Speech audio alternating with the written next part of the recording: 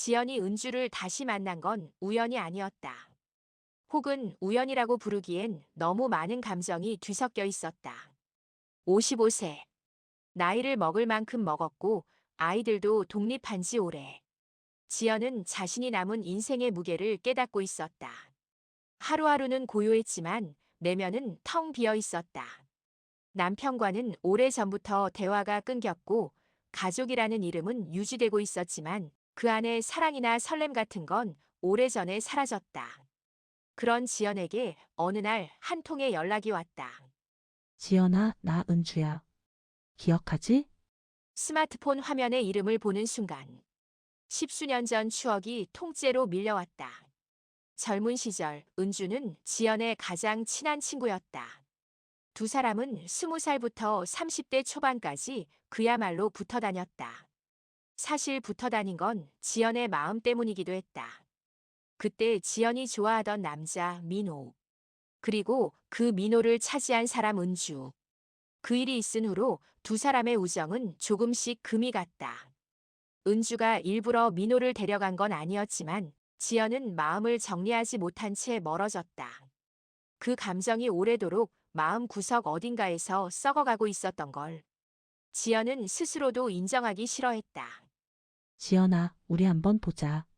너무 오래됐잖아. 그렇게 해서 두 사람은 조용한 레스토랑에서 다시 마주하게 되었다. 예전과 다르게 은주는 여유와 자신감을 가진 중년 여성이 되어 있었다. 잘 나가는 사업가가 되었고 삶이 안정되어 보였다. 지연은 그런 모습이 반갑기도 했지만 어딘가 모르게 마음 한편이 스산하게 식어갔다. 너도 잘 지냈지? 그럭저럭. 그냥 평범하게. 말은 그렇게 했지만 지연은 자신이 평범한 삶조차 벅차다는 사실을 말할 수 없었다. 식사를 마치고 나오는 길 은주는 자연스레 말했다. 이번에 남편도 같이 봐. 민호 기억하지? 그때 그 민호 맞아. 지연의 심장이 순간 멎는 듯 했다. 잊었다고 생각했던 이름. 더는 떨릴 이유가 없다고 생각했던 감정. 그 모든 것들이 갑자기 다시 살아나는 듯 했다. 며칠 후 셋은 카페에서 만났다. 민호는 예나 지금이나 한결같은 인상이었다.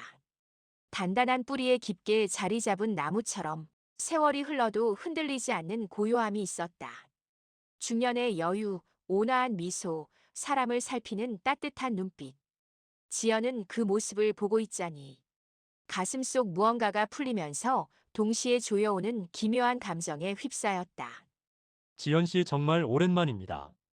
그 한마디에 지연은 이상하게 심장이 내려앉는 느낌을 받았다. 그날 이후 셋은 종종 만나게 되었다. 그리고 은주는 종종 바쁜 일정으로 자리를 비웠다. 그런 날이면 지연과 민호 둘만이 남았다. 말을 많이 하지 않아도 둘 사이에는 묘한 공기가 흘렀다. 어느 날 갑작스러운 소나기 때문에 둘은 카페 안쪽에 오래 머물게 되었고 오랜만에 깊은 대화를 나누었다. 지연 씨는 그때 많이 힘들었죠.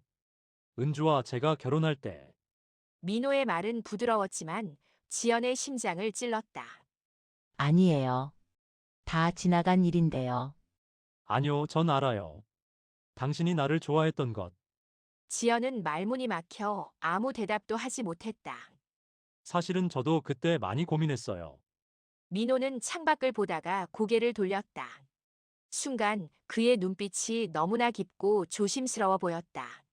만약 그때 내가 당신을 조금이라도 더 일찍 알았더라면 그 말은 들리지 않아야 했지만 이미 지연의 가슴 한가운데 박혀버렸다. 그날 이후 지연은 무너져 내렸다.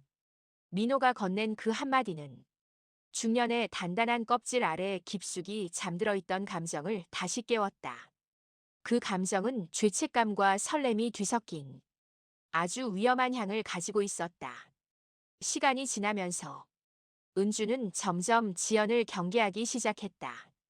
겉으로는 밝게 웃었지만 지연이 민호와 단둘이 있는 모습을 볼 때면 은주의 표정엔 얇은 선처럼 긴장감이 생겼다. 그러던 어느 날 은주는 지연에게 조심스럽게 말을 꺼냈다. 지연아, 너 요즘 민호랑 왜 이렇게 자주 만나? 지연은 순간 아무 말도 할 수 없었다. 혹시 내가 모르는 뭐라도 있는 거야? 질문은 부드러웠지만 그 안에는 확신에 찬 의심이 있었다. 아니야. 절대 그런 거 아니야. 그냥 예전 얘기하다 보면 지연은 손을 떨며 변명했지만 은주는 그런 지연의 표정을 놓치지 않았다. 며칠 후 은주는 지연에게 통보하듯 말했다. 우리 당분간 만나지 말자. 그 말은 지연의 가슴을 갈라놓는 듯 했다. 자신이 무언가를 잃었다는 느낌. 하지만 동시에 이상한 해방감도 있었다. 그날 밤, 민호가 지연에게 전화를 걸었다. 지연 씨, 미안합니다. 은주가 오해를 한 것 같습니다. 저 때문에 지연 씨가 상처받는 건 원치 않아요. 지연은 떨리는 목소리로 말했다. 그럼 우리는 어떻게 해야 하죠? 민호는 한동안 말을 잇지 못했다. 그리고 조용히 말했다. 감정이란 게 참 마음대로 안 되네요. 그 순간, 지연의 눈에 눈물이 고였다. 하지만 그 감정은 사랑이었을까? 외로움의 틈새에서 피어난 착각이었을까? 민호도 말할 수 없는 고통이 있었다. 은주와의 관계는 이미 오래전부터 금이 가 있었지만 책임감 때문에, 세월 때문에, 가정을 위해 붙들고 있는 것뿐이었다. 그런 민호에게 지연의 존재는 오래된 상처 위에 올라온 따뜻한 손길 같았다. 하지만 현실은 언제나 차갑고 잔인하다. 은주는 결국 지연과 민호의 관계를 의심했고 둘이 주고받은 메시지 몇 개만으로도 충분히 오해를 확신으로 굳히기에 충분했다. 지연아, 은주는 떨리는 목소리로 말했다. 너 나한테 이것밖에 안 되는 친구였어? 그 말은 10년 넘게 갈라져 있던 감정이 한순간에 폭발하는 순간이었다. 지연은 울먹이며 말했다. 미안해. 정말 미안해. 나도 그럴 마음은 아니었어. 그냥. 그냥? 그냥이라서 배신한 거야? 말은 칼날처럼 날카롭게 지나갔다. 지연은 결국 모든 걸 내려놓았다. 은주에게, 민호에게, 그리고 자신에게도. 그녀는 깨달았다. 자신이 잃어버린 건 사랑이 아니라 오래전부터 스스로에게 주지 못했던 존중이었다. 결국 지연은 과거를 보내기로 했다. 민호에게는 마지막 메시지를 남겼다. 당신은 좋은 사람이에요. 하지만 우리는 서로에게 잘못된 위로였어요. 이제 그만 서로를 놓아줘요. 민호는 답하지 못했다. 그리고 그 침묵 속에서 둘의 감정은 천천히 그러나 확실히 사라져갔다. 시간은 다시 흘렀고 지연은 혼자 걷는 법을 배우기 시작했다. 새로운 취미를 찾고 가까운 사람들과의 관계를 다시 정리하고 자신의 인생 후반부를 처음부터 다시 설계했다.